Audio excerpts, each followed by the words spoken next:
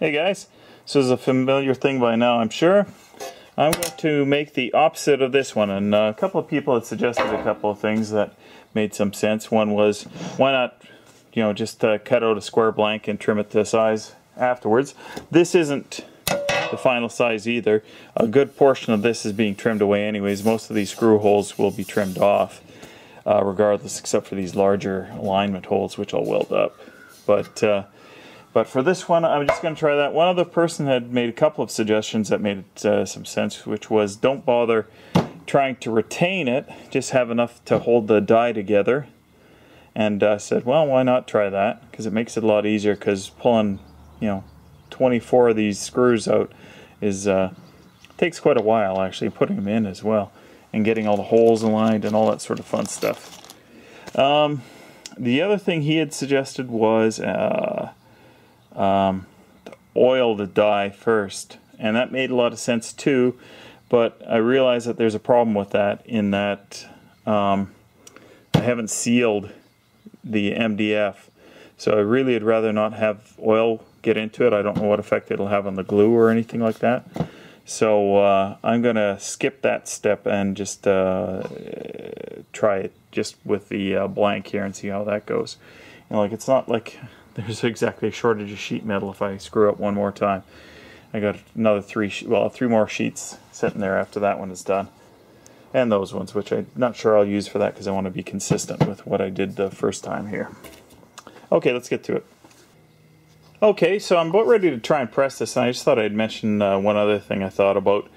I was using the nuts for spacing this out, and it occurred to me I've got some of this window caulk saver, I guess it's called, and I just stuffed some of that in there, and to use it as a spacer, because it only really needs to be there long enough to kind of hold it to position, because once it starts pressing, it's going to pretty much stay in that position. It's going to move in the direction of the least stress, which means it's going to probably want to move north, or upwards I should say, or that way, since that's not really upwards. But in any case, we'll see how well this works as well. There's a whole bunch of experiments in one. We'll see how we go. I'll measure the edges, or actually I'll take a pen, I'll mark the edges, and we'll see how much it actually pulls inward on this thing here. Okay, this is an example of why you need screws around the perimeter. You may not need it affixing the metal, but these dies are not solid enough to resist the steel starting to buckle like that. So yeah, that isn't going to work. You can see it's more severely happening at this end where it is shrinking a lot. I think no matter what, I think that you have to have a whole bunch of screws around the perimeter. Yeah, otherwise I'm going to break the die. See, there's one of the things I was thinking about. This is less than 1 ton of pressure, and the last one needed up to about 5 tons of pressure to compress it. So I'm going to pull this out. We'll have a look at it and see how it looks so far. But I think it's a given that you have to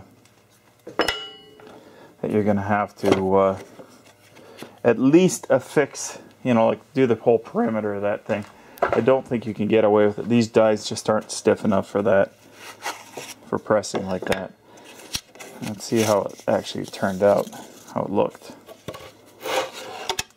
Well, the way it looks actually isn't too bad, but we'll take it out of the die and have a look and see if, how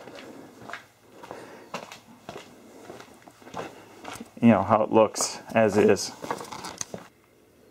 Okay, that'll give you some idea of what's happening there. So as each of these, as this pulled in, that effectively was trying to shrink the size of the metal, and because this edge, wasn't had to shrink. What's the easiest way for it to shrink? Well, that was to form a pucker at both the top and the bottom. The one at the top was much more severe than the one at the bottom. So I think I'm going to go back to making it making it the other way.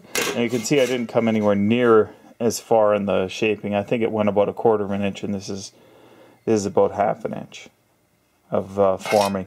And the only distortion I got was where I didn't have any screws, really, when you think about it.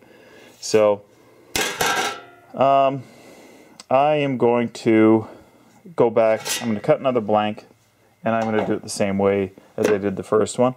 So this was a useful experiment in terms of seeing how it would work. Certainly, if my die was clamped all the way around the perimeter, it probably would have worked somewhat better there. As it sits right now, I'm not inclined to waste another piece of sheet metal here. Like, I can probably use that for something else, but right now I'm not going to worry about it. So it's back to the tedious way of drilling, cutting a piece. I will cut a square piece for that one. There's no point in cutting to the shape. But I'll cut a square piece for that one, but I'm going to still drill it and put my 24 screws in around the perimeter. Okay, there we go. I'm going to give it a second try, same way as I did before, and I expect that it's going to, hopefully it'll work the same. If the die doesn't break, we'll see how it goes. Okay, there we go. This one's pressed, and this one took a fair bit more pressure, significantly more pressure. This one's almost 6 tons. I used a different piece of sheet metal. That was that other stuff that I said seemed to me to be harder stuff, and clearly it was. I just thought I'd show the die and just see if we can see any distortion in it, because it is being pulled pretty hard. You can see where it's puckered at the top here. And what can we see on the other side here? That side looks okay. So clearly I should have made my die plate, whatever you want to call it, my dies bigger. I meant to, and with a measuring mistake, I made them about 1 inch less tall than I wanted them to be, and obviously that was a bad mistake. I figured I'd go with it anyways, but should be okay. Everything that's inside of the die right now is stuff that would be used, but that little bit that is kind of sticking out isn't a problem. Okay, so let's take this out and I'll show you the finished result, and then I guess, oh, the pressure is slowly dropping off, which kind of makes some sense. Either the hydraulics are letting go, or the metal is relaxing. Well, let's take the pressure off. And I am wearing a full face mask if I didn't already say that, or full face shield. So pressure's off, ram's coming up. I'll take this out and I'll show you guys what it looks like. Okay, there's our next one, and I suppose I could measure the depth of them, but they look very close to being the same thickness. I don't know if you can tell any difference. Very difficult to see, but I had something unusual happen this time. First off, I'm just looking at one. I guess it's just the bit at the top. I had about 5 of the screws actually shear off, and of those 5, 4 were at the same length, and it appears to be about exactly the length that would, or the point that corresponds to where this was. So definitely, hey Mr. Max, he's helping out. So definitely these are under a fair bit of stress. I suspect that what happened was, it wasn't that they sheared while they were in there. I think that they sheared, that they were marked at that point, and then when I started to unscrew them, just the stress of unscrewing them broke off the bottom portion, because that would be the only way that would. Well, that doesn't explain why this one broke at that length, but like, this is the only one that broke at a different length, but it actually seems to roughly correspond to the lengths of the broken ones. So, yeah, your guess is as good as mine about that one. That one might have just broken. Okay, anyways, so if we compare this one to the other one, depth looks good, looks nice and uniform. We did get some tearing on that right there, that one there. That one I think was one of the ones that broke.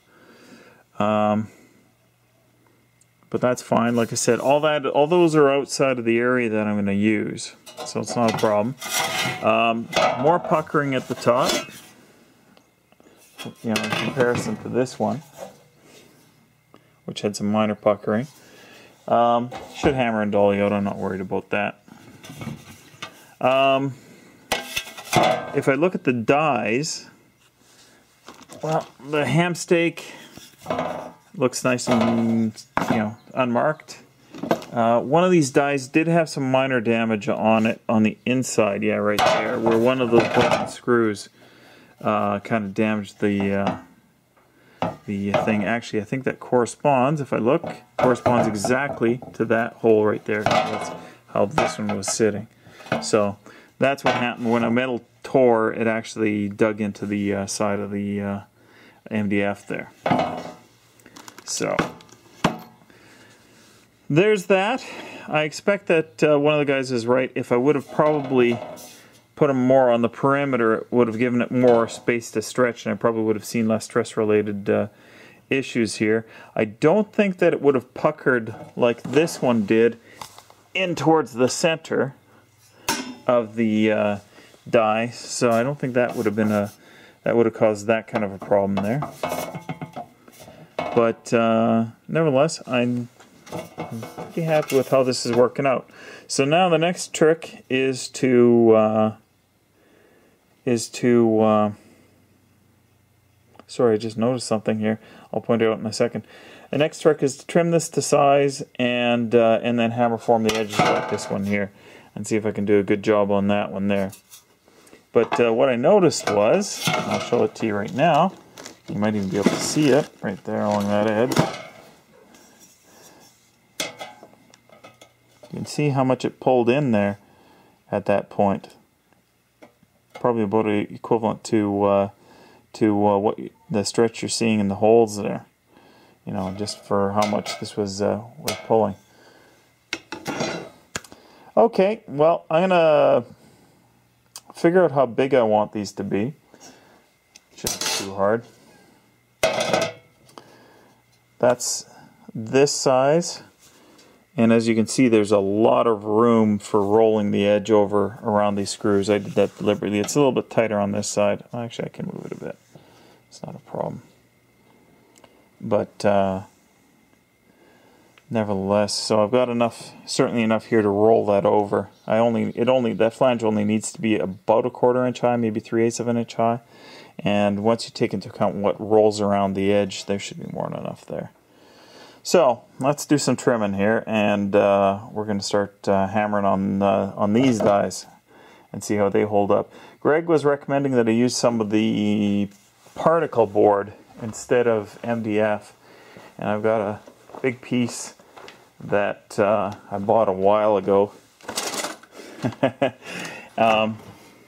Right here. It's a little bit coarser texture, so I don't know how well it'll take a shape, but it's worth trying next time I want to do one of these hammer forms.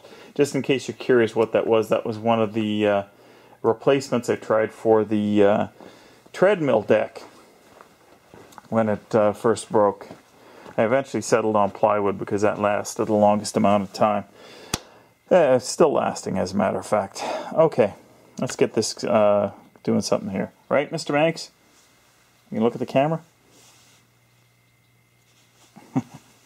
Anyways. Okay, I thought I'd just point one thing out that I just did. As I started hammer and dollying this ripple out, it occurred to me that that's there because the metal wanted to shrink, but it had nowhere to go. So I just put it in the shrinker stretcher, and, well, in the shrinker part, and shrunk both edges and took most of the waves out of that. So, just goes to show you, think about what you're doing a little bit. You can save yourself a little effort. Let's see what's... Oh yeah, that's what's lifting it up, that torn spot. I was trying to figure out why this wouldn't sit flat, and it's because that's so badly torn there, eh? Anyway, I'm probably going to knock off. So I'll say see you tomorrow, guys. Thanks for watching, subscribing, all the positive comments, all the helpful comments. Subscribe, rate, comment, everything. Cool. Thanks, guys.